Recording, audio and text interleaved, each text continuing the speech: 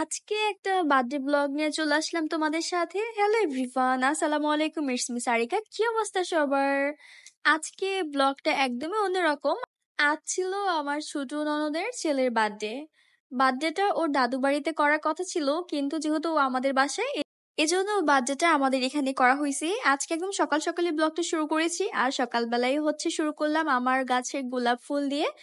আমার বাগানে কিন্তু দুই রকমের গোলাপ আছে, দুই রকম না, মানে তিন রকমের গোলাপ আছে। একটা হচ্ছে রেড কালার, একটা হচ্ছে হোয়াইট কালার, আর একটা আছে মানে হাজারি গোলাপ। গোলাপ ফুল ভালো লাগে না এমন মানুষ হয়তো বা অনেক কমই আছে। গোলাপ ফুল আমার কাছে অনেক বেশি ভালো লাগে। আর এই ছোট ছোট ফুলগুলো আমার কাছে অনেক বেশি ভালো লাগে, কিন্তু এই ছোট ফুলগুলোর নাম আমি জানি না। তোমরা যদি কেউ জেনে থাকো অবশ্যই কিন্তু আমাকে কমেন্ট করতে ভুলবা না। আর তোমরা কে থেকে আমার ভিডিওটি দেখছো অবশ্যই কিন্তু আমাকে কমেন্ট করো। এটা হচ্ছে আমাদের বার্থডে কেক ছিল, ওর নাম ছিল সারফারাজ। অলমোস্ট এখন সন্ধ্যা হয়ে গিয়েছে, এখন আমরা বার্থডে পালন করব। বার্থডে পালন আজকে তেমন কিছুই না, বাচ্চারা ছোট একটা কেক নিয়ে আসছে। কেকটা দোকান থেকে আনা হয়েছিল, এজন্য বাচ্চারা সবাইকে নিয়ে গিয়েছিলাম, আর ওরাই এটা পছন্দ করে নিয়ে আসছে। আমরা তো সবাই জানি যে বাইরের কেক গুলো অস্বাস্থ্যকর, কিন্তু যেহেতু হুট করেই করা হইতেছে, এজন্য আমরা অর্ডার দিতে পারি না। এজন্য আমাদের বাহির থেকে আনা হয়েছে কেকটা। কেকের টেস্টটা একদমই ভালো ছিল না, খুবই খারাপ ছিল। কিন্তু বাচ্চাদের সবারই চকলেট কেক পছন্দ ছিল, এজন্য আমরা চকলেট কেকটাই নিয়ে আসছিলাম বাচ্চাদের জন্য। আর তোমরা কিন্তু অবশ্যই আমাকে কমেন্ট করে বলবা আমার ভিডিওগুলো তোমাদের কাছে কেমন লাগে। এই তো এখন কেক কাটাকাটির পর্ব চলতেছে। এখানে আমাদের ইয়ামিন মিসিং, কারণ ও ছোট, ও তো ওখানে যেয়ে বসতে পারবে না। আর দেখো তাদের দুষ্টামি শুরু হয়ে গেছে। কেক কাটার আগে কেক টেস্ট করতেছে সবাই, মানে কারাকারি লেগে গেছে এক পর্যায়ে, মানে এতটাই সবার পছন্দ।